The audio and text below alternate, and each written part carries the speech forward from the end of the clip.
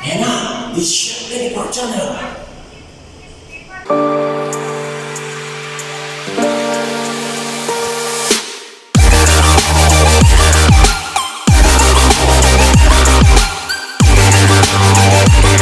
Ayan na, this is your chef 24 Panyero.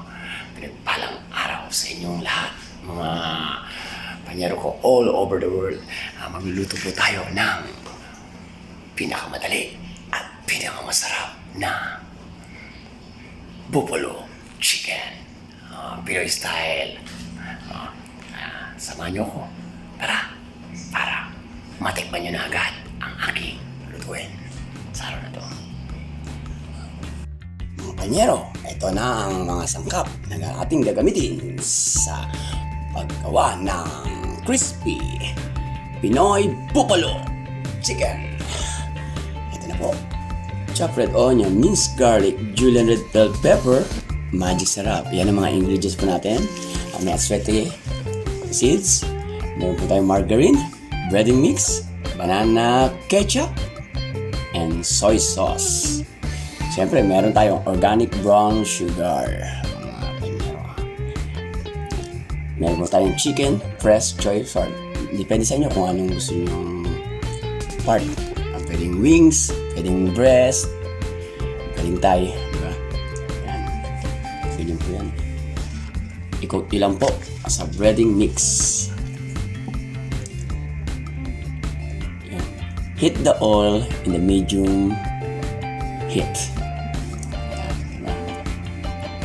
Para maging masarap, kailangan nasa medium heat lang tayo. Hindi masyado maiga. Ating chicken. Okay, fry the breaded chicken in the batch.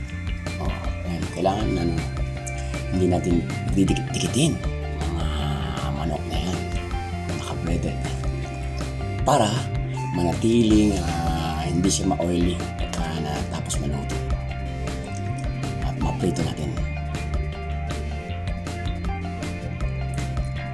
Tapos po yan, kailangan a few moments later. Ayan po, nag-golden brown na siya.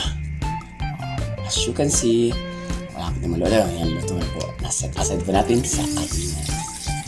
Gagawa po tayo ng Atsuete. Bitin po natin hanggang lumabas ang kulay niya. Madali lang po, diba? Ang ating buffalo wings. Buffalo chicken. Ayan po. Siyempre po, magsasatay po tayo ng margarine. Ayan. Kasama po ng Atsuete. Ayan. Hindi po ang kulay. Lumabas na po ang kulang Atsuete natin. Bango. Napakasarap. Ayan. Buffalo chicken. Pwede rin chicken wings pagka gusto niyo po. Ayan po. Igigisa po natin. Satayin natin ang ating garlic, minced garlic na prepare kanina. Ayan na po. At syempre sunod lang po natin ang sibuyas or red onion.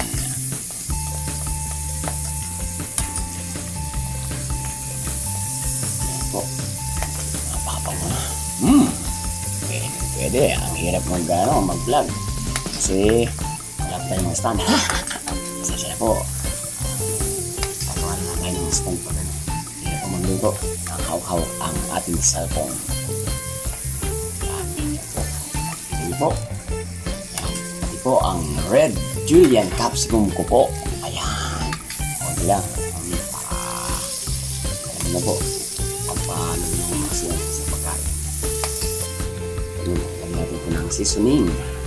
Lahat ng seasoning lagyan natin yung magic sarap. At ang toyo or soy sauce. Wow! Diba? Dagdag natin ang ketchup. Banana ketchup. Bahala na po kayo kung anong gusto nyong brand. Kung UFC, kung Del Monte, Diba? Medyo brown pa. Ano po available sa inyong, sa inyong kusina. Yan. Wow. Make sure na yung lettuce natin ay malapot. Para haluin natin. No? Para hindi masunog siya.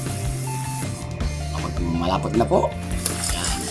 Idagdag na po natin ang ating fried chicken. Kaninang niluto na sinet aside po natin.